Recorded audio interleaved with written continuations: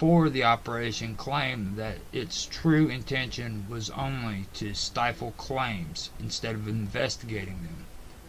This is why some of Operation Blue Book members went on to create organizations after the program was ended. Many of these individuals were also involved in the disclosure hearings that took place in Washington. A retired Minister of Defense from Canada and military Air Force pilots told their stories in front of Congress. An investigator who covered the briefs for Watergate and the death of Karen Silkwood in 1974 gave some interesting testimony also, stating clearly in open hearings that Silkwood was assassinated by the CIA in order to cover up a smuggling ring of uranium that was being shipped to Israel from the U.S. illegally. He also stated that negotiations were made between the U.S., Israel, and Iran with concerns to these operations. As I researched for myself, I found out that it was a fact. Karen Silkworth did die under mysterious circumstances.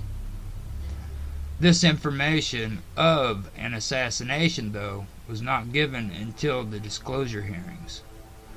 Previously, I did research in a separate issue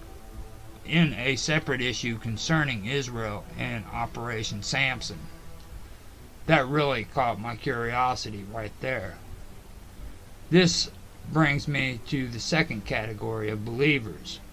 These individuals seem to believe in the old folklore about UFOs and aliens. Some are conspiracy theorists as well, adding the Illuminati to the twist and the Rothschild family themselves. For a good understanding of these people, we first have to go back into history itself to explain. Back in the 1880s, a very popular German science fiction book was written. It was called The Vrilya. This book spoke of underground dwellings where aliens from another planet lived. According to the story, these beings not only live there, but they have been there for thousands of years. Their mental capabilities were so advanced that they had to go beneath the earth. If they ever surfaced, they would cause immense chaos because of those abilities. Humans could not handle the presence of these beings, and we would all perish because we were brought into contact with them. Stories concerning giants have also contributed to this tale also. This originally started among the Christian population with regards to Genesis in the Bible. According to this story, angels fell from the sky and had sex with animals as well as human females. This in turn produced genetically altered beings that devoured humans and are mentioned throughout history. The Anunnaki are mentioned by the Sumerians too in their text describing creation. Debates between religious cults and alien believers are divided on this subject. The ancient astronaut theorists, though, believe they are all related, citing of remains that belong to giant human-like beings have been made all throughout history. Indians have stories that go back hundreds, maybe thousands of years. Paintings of aliens are on stones that depict not only spaceships, but aliens in spacesuits too. The Vrillian, though, is what is the most interesting part of this category of alien believers. After the book was written, it was thought that it inspired Hitler himself. In order An order known as Vril began to develop just before World War II.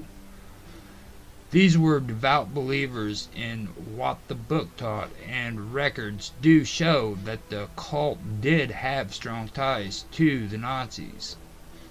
Heinrich Himmler himself was a Satanist, but also believed in this cause, on a demented form of spirituality, sacrifice, and extraterrestrial beings, developing into what the Third Reich would eventually follow.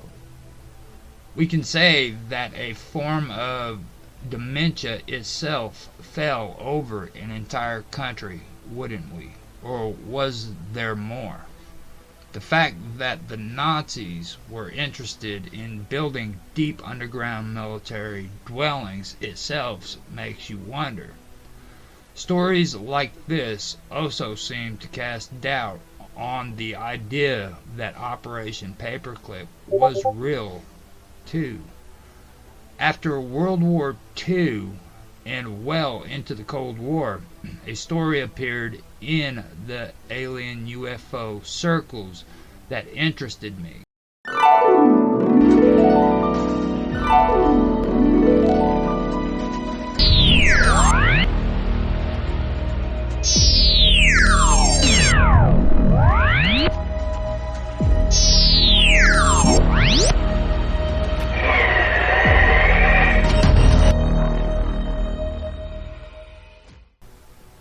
His name was Phil Snyder, and he was a contractor who worked for the government.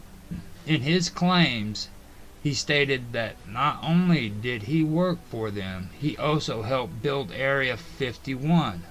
The provocative part of his story consists of him working in tunnels and falling into an underground lair. This area was occupied by aliens who took him prisoner. Later, an elite crack commando force fighting against the aliens freed him. In the process of freeing him, though, he lost fingers on his left hand as a result. Because of his work with the government, he was also tested, and it was found that he had contracted cancer. He was in the final stages during his last days. During his final days, Phil traveled around the country, speaking at conferences and telling his story. As he traveled, he would also tell people at these conferences that the government made several attempts on his life. He spoke about the reason for why he was coming out with the truth also. Apparently, a friend who he had worked with was assassinated by the government. The person who he was referring to was involved with the Star Wars program under Ronald Reagan during the 80s. This man was able to put a noose around his neck, tie it to a tree limb, get back into the car, and shift his vehicle into gear. It was a convertible. He was found dead in a park after tying a rope to his neck and sitting on his car as it moved out from under him. The report said that it was a suicide, of course. During the research into this, I started learning about companies based out of England, Marconi in particular. This company profits off of building weapons of mass destruction. Scientists hired by this company developed the satellite systems that go into submarines, so that you can see what is happening in Phoenix, Afghanistan, India, or wherever else they want to see. Not only did I find out about Marconi, further into my research I learned about GCHQ and England's surveillance program in Cheltenham. This one scientist wasn't the only death.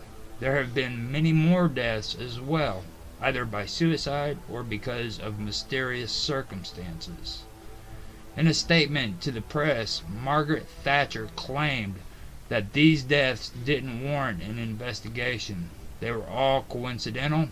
If only there were just 3 or 4 deaths, I could be inclined to agree, but that isn't the case. All through the 60s, 70s, 80s, and even into part of the 90s, over 33 scientists have died because of mysterious deaths. Some have gone missing without a trace, and of course, an investigation was unwarranted. Disclosure is a scary word, I bet. At the end of Phil Snyder's life, he was forced to wear a catheter and had to use a wheelchair. His body was discovered dead in 1996 in his apartment. He was supposed to have committed suicide by hanging himself. It was too much to do himself, considering he had a hand that was deformed.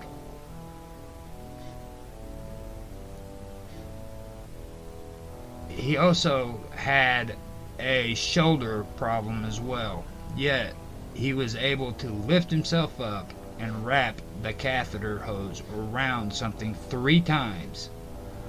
I find his death more suspicious than the stories he told. If this is not an assassination, then I myself would suggest that there is a cult out there. A society that is so bent on telling conspiracy that they would help members kill themselves in order to do it. On July 23rd, 2015, a mystery man was found dead in a parking lot. He was there for well over 2 weeks, and his body was decomposing. Oddly, the mystery about this man thickened when his fiancée went missing as well. As the story unraveled, it became more and more insane. When the fiancée was found, the story she told was so intense it could easily be made into a Hollywood movie. According to the fiancée and her assistant, who were both missing, this man was an alien from another planet. He was sent to Earth to save us from ourselves, it seems. An alien superhero for mankind. The man's name was Jeffrey Lash, and he didn't have any family or children. He and his fiancée were together for 17 years, and all the time he told her he was a government agent who did work with agencies concerning security.